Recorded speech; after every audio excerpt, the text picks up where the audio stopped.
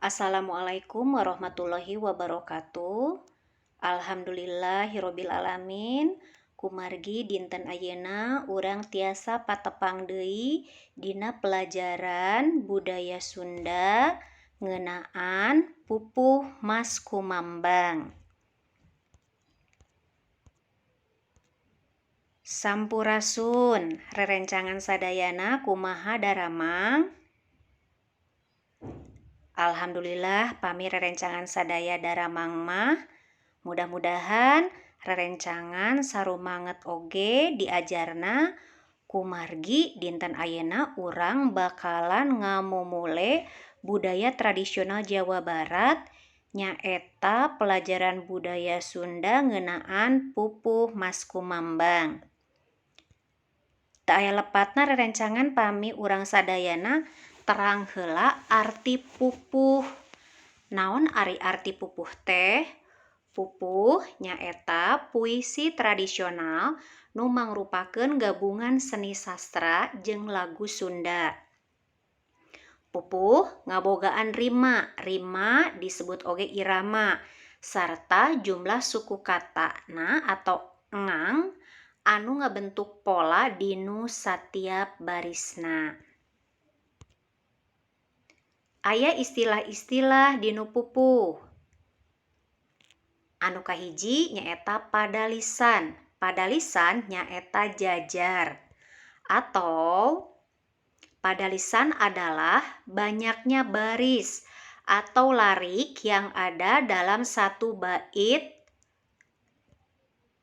Bait disebut oge pada.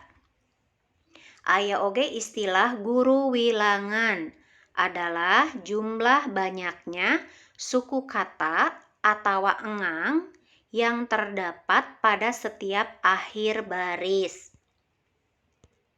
Istilah nu sanesna nyaeta guru lagu adalah bunyi huruf vokal terakhir yang terdapat dalam setiap baris atau padalisan. Anu terakhir, watek atau watak adalah karakter, sifat, makna, atau tema dan isi yang dimiliki pupuh. Jenis-jenis pupuh dalam budaya Sunda dibagi janten dua. Aya pupuh sekar ageng atau besar, aya oge pupuh sekar alit atau kecil. Anu kalebet pupuh sekar ageng aya opat nyaeta sinom, dangdang gula, kinanti sareng asmarandana. Pami pupuh sekar alit di antawisna aya lambang Mas Kumambang, pucung, ladrang, balakbak, pangkur, magatru sareng aya keneh anu sanesna. Ayeuna urang bakal ngabahas pupuh Mas Kumambang. Naon ari pupuh Mas Kumambang teh? Pupuh Mas Kumambang adalah jenis pupuh sekar alit yang membawakan tema atau watak rasa prihatin, kasedihan atau kanalangsaan atau sakit hati atau nyeri hate. Pupuh Mas Kumambang membentuk pola guru wilangan dan guru lagu.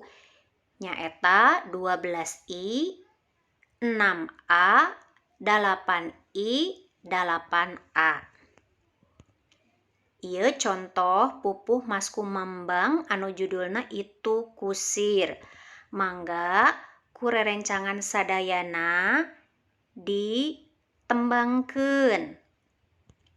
Oke, ku Miss Helni di pasihan -1 sareng contoh cara nembangkeunana. Rerencangan tiasa diajar dinu sababaraha dinten ieu kumargi dinten Jumat maksimalna jam 7 wengi tiasa rerencangan sadaya tiasa ngumpulkeun voice note atanapi video di mana rerencangan nuju nembangkeun pupuh pucung itu kusir. Ayeuna urang diajar ngabedakeun pada lisan, pada guru wilangan, guru lagu dina pupuh Mas Kumambang. Urang tinggal heula rerencangan sadayana. Ayeuna urang nangtoskeun heula guru wilangan sareng guru lagu. Guru wilangan sami sareng jumlah seueur engang atau jumlah suku kata setiap barisnya. Di sini Miss Helni tuliskan itu kusir bangun ambek teuing. Guru wilanganana aya 12.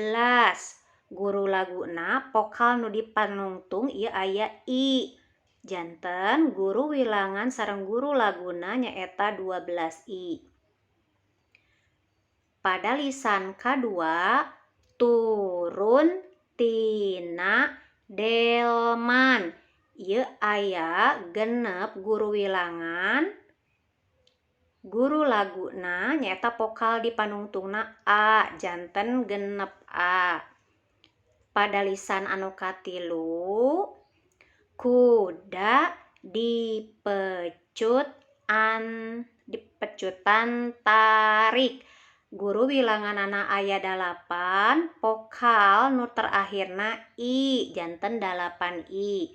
Pada lisan anu kaopat teu aya pisan rasan.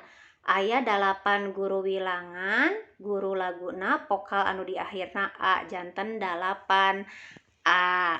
Eta bedana guru wilangan sareng guru lagu dina pupuh Mas Kumambang.